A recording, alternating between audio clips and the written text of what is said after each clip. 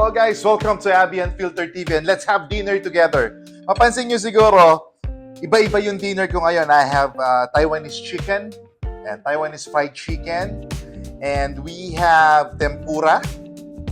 Tapos meron tayong gyudon. Yan, parang rice toppings and meron tayong burger. Yan. So, yan. Kasi gusto namin quick dinner. So, bumili na lang kami sa food park ng Malolos Convention Center. Guys, try niyong puntahan yan. Later on this video, papakita namin doon. Marami talagang pagpipilian. Sabi ko nga kay Katie nung pauwi kami, dito masusubukan yung yung parang decision power mo kasi sobrang daming pamimilian. Then, nasa sayo na kung ano yung pipiliin mo talaga. Tapos, meron din silang mga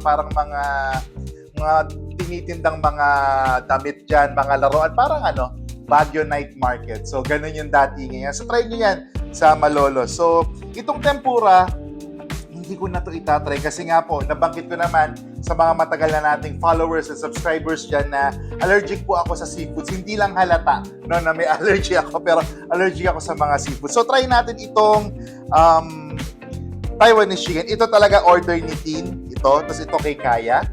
And yung kay Ate Beng mukhang iniinit pa. And ito talaga yung sa akin yung burger.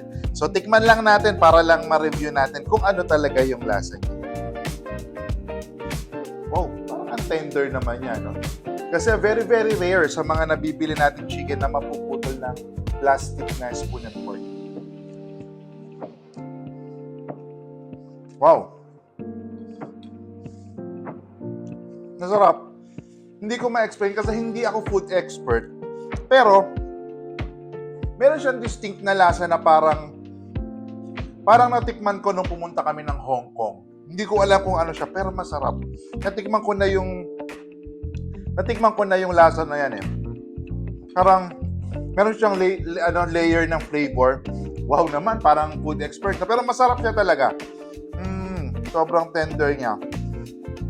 So, ito approve sa akin to.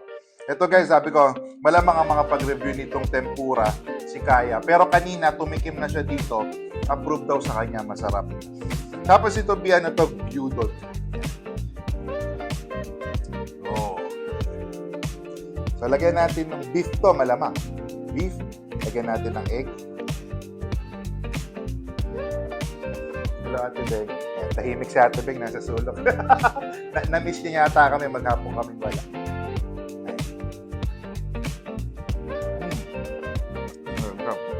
Oh, may nalaglag.